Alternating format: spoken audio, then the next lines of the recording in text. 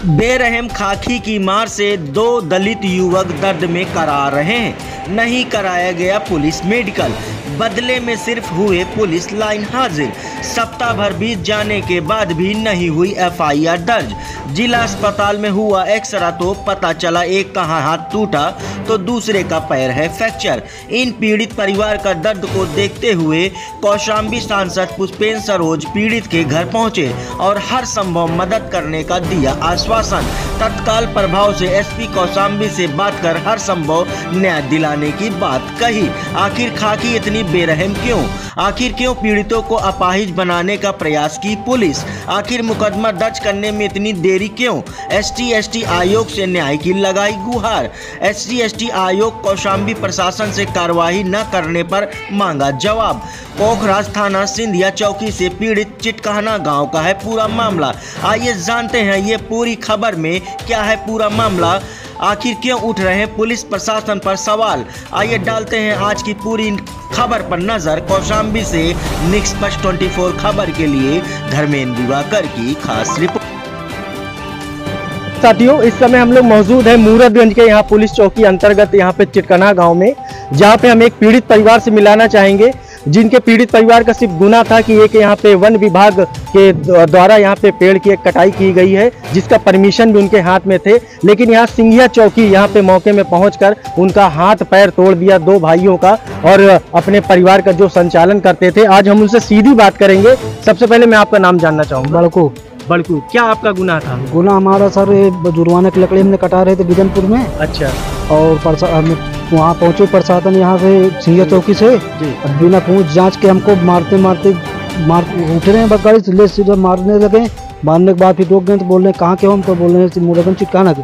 कहा साले वहाँ के पास ही तो हरामी होते हैं, तुमको बोला अगर कहीं भी सिफारिश करोगे तो तुमको हम तुम्हारा ही मुकदमा कर देंगे अगर कहीं सिफारिश करोगे आप। कौन सिपाही मारे आपको? अंकुश सिपाही और एक शिवम गुप्ता।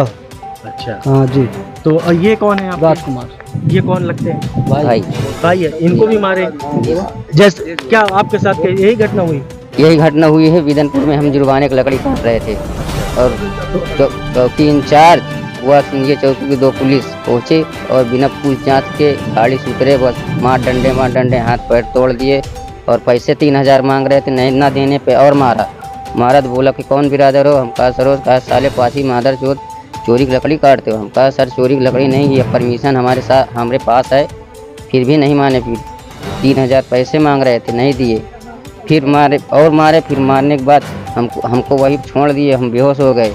ये हमारे भाई का हाथ टूट गया है, मेरा पैर फ्रैक्चर हो गया। जैसा कि आप यहाँ पे आपका हाथ पैर टूट गया दोनों भाइयों का जी, तो यहाँ बच्चे भी होंगे आपके? जी बच्चे ये हमारे 5 बच्चे हैं। आज 11 दिन से लालन पालन कैसे चल रहा? आप तो मजदूरी करते हैं? आप कहीं नहीं करते हैं, सूखा रूखा जो है घर में वही अनाज खाते हैं, न कहीं कमाने जाते हैं, न खेती है न बाड़ी है हमारी, बस वही सूखा रूखा जो है अपने घर में वही खाते हैं। जैसा कि आप देख सकते हैं इस समय योगी और मोदी जी की डबल इंजन सरकार है और उनका कहना है कि यहाँ पे अगर पीड़ितों के साथ कोई जुल्म करेगा तो उसके ऊपर कार्रवाई सख्त की जाएगी। लेकिन यहाँ उल्टा यहाँ पे व्यवस्था देखने को मिल रही है कि योगी सरकार में एक बेरोजगार परिवार जो मजदूरी करके अपने परिवार का भरण पोषण करता है, आज वही मेन सदस्य को ही हाथ पैर तोड़ दिया जाता है और उनके परिवार के बच्चे यहाँ पे रोटी के लिए रोड पे आ चुके हैं और बिलक रहे हैं। लेकिन उनको प्रशासन की तरफ से अभी कोई न्याय नहीं मिला जा रहा है। अगर यहाँ पे प्रशासन के पास जाते हैं तो प्रशासन हीला हवाली करके यहाँ पे ठंडे बस्ते में डाल दिया जाता है।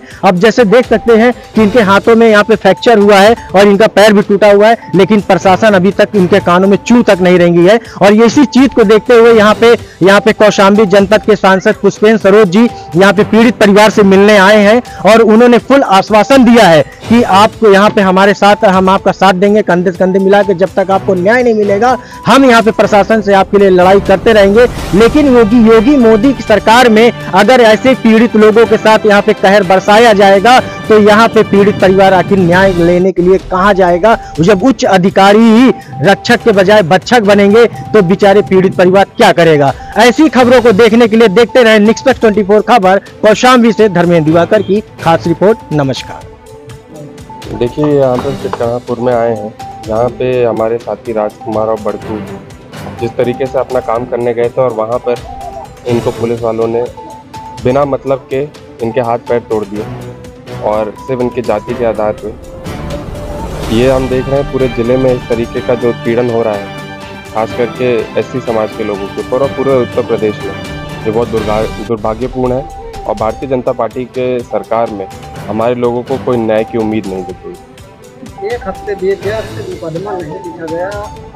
कप्तान साहब जांच के लिए कह रहे हैं, जब तक जांच की चल रही अन्य लोगों को मुकदमा बिना जांच के लिख दिया जाता है, जबकि पुलिस द्वारा मारा पीटा गया, अभी तक जांच का आश्वासन नहीं है। देखिए ये सही बात है, चाहे हमारे लोग हों उन पे तुरंत मुकदमा लिख दिया जाता है, उनको तुरंत सुनवाई के लिए बुलवा लिया जाता है, लेकिन यहाँ पे इतना समय हो गया, इसलिए आज हम इन लोगों के बीच आए और एसपी को भी फ़ोन किया, तुरंत जांच करके मुकदमा लिखवाने का काम करें और इनको न्याय दिलाने का काम करें। हम इनके साथ खड़े हैं और इन पे जो दबाव बनाया जा रहा है प्रशासन के द्वारा, हमने इनको बिल्कुल सख्त रूप से कहा है कि कोई दबाव महसूस नहीं करेगा, हम इनके साथ खड़े हैं और जब तक मुकदमा नहीं कायम हो जाएगा और इनको न्याय नहीं मिल जाएगा, हम इन्हीं के साथ खड़े रहेंगे।